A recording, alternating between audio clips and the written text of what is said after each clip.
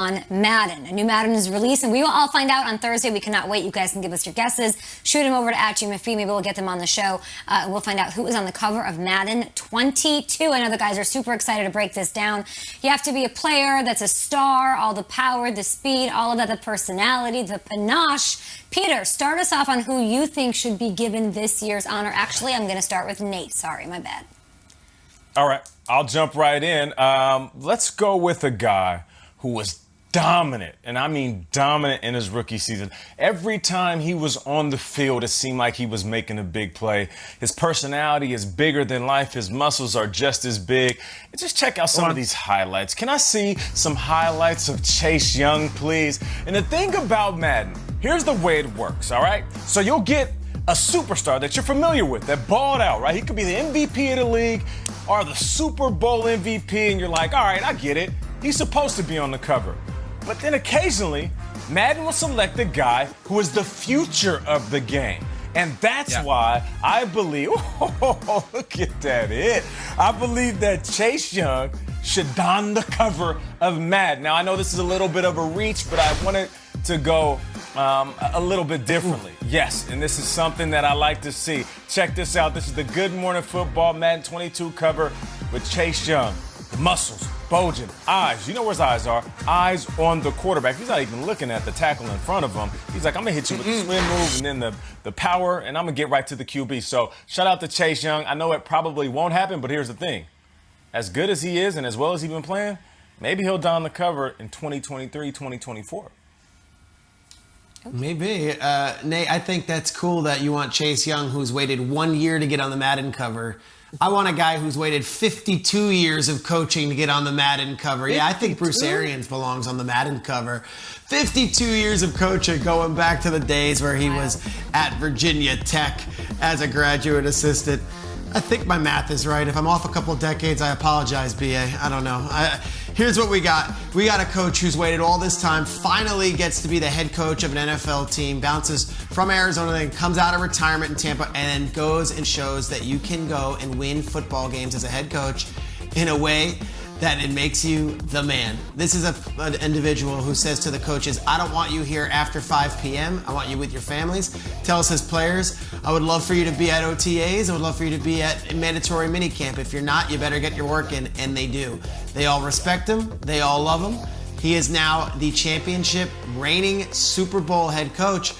And I gotta say, with that guy there, and in that moment, I didn't even get into the actual boat parade where he was treating himself to a cocktail or two. I think that Madden should go to the coaches now. John Madden was a coach. Madden was a player, of course, but he was primarily a coach and a broadcaster, and Bruce Arians is a coach and a broadcaster. Let me see my Madden cover of BA, Bruce Arians. Look at that. Oh, that's sweet. Are you not buying that game? Are you not buying that game? That is the game I'm buying. I love him. He's on the boat in that one. Madden, let's go to some actual goats. A go to coaching, the best one around right now, Bruce Arians. You don't have to be mean to your players. You don't have to demand too much. I like it. Just demand respectability and accountability. Let's go, Madden. I like that. Well, Peter, I like that. Speaking of respect, our Good Morning Football staff works so hard in these summer months to come up with programs and segments for us to do. And you go and disrespect it by picking a coach. You know as well as I do, it's only players. It's not coaches. You've played Madden for years. It's not going to be some coach, let alone one who's just won one Super Bowl. Give me the cover we're really gonna get. Give me the cover right now. Give me fuel, give me fire, give me that which I desire. That's just what I want. Give me the Dan Man. Never coached a game for the Lions yet. Madden is supposed to be fun. It is about breaking rules. Guys, the last time a Detroit Lion was on the cover, one of their highest selling editions ever, player by the name of Calvin Johnson. Is it weird to suggest that Dan Campbell should be on the cover of Madden? Hell yes, it's weird.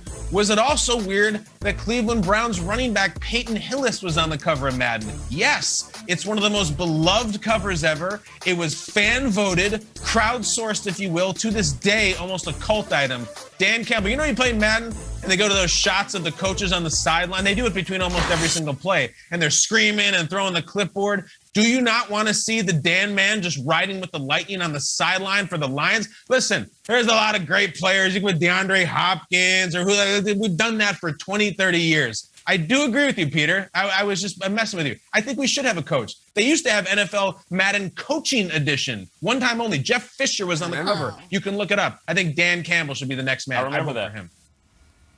I mean, if Jeff Fisher was on the cover, definitely Dan Campbell. What do you guys think? At GMFB, Kyle, I'm going to throw this one back to you, but when I thought of this question, I didn't want a quarterback. Right. The last time we had a running back on the Madden cover was 2013. It was Adrian Peterson. I feel like I sit here every year we do this thing. We love the people of Madden. We've been in Madden. The cover of Madden 22 should be the guy who scored 21 touchdowns. It's Alvin Kamara to me. It's easy. I know people can make a case for Derrick Henry and all of that, but this is a league-leading 21 touchdown situation. There are few players more fun to watch in this entire league. Here's what I've learned from you guys over the years. It's a video game. It's about fun. It's about excitement. That's about it. Who exemplifies those three things better than Alvin Kamara? Get him on the cover. And I ask you, Kyle, not even which running back you put on, but aren't you ready for an RB to be back on?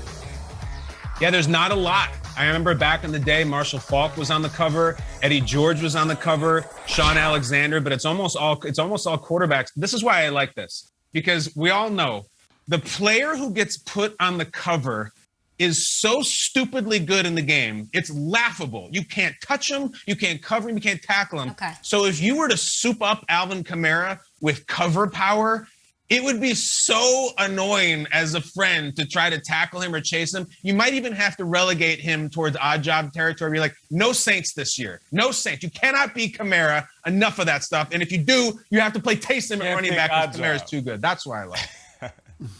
You can't pick odd job. You can't. Nate, Nate, what do you think of Dan Campbell on the cover?